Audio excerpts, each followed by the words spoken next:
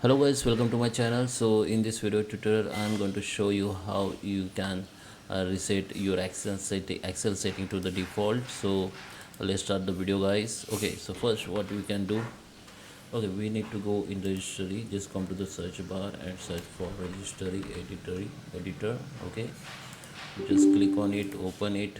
Now you can see your register like this, registry like this. Now we need to go in this HK current user, just expand it like this. Now we need to go in softwares. Under the software, just find out that Microsoft, expand it. Under the Microsoft, just find out Office. Okay, just choose that Office and expand it, and here we can see the Excel. Okay, now select that Excel, right click on it. Okay,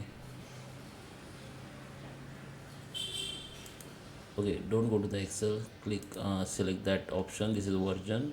Okay, your Excel version, just expand it, and here we need to go and select that Excel and just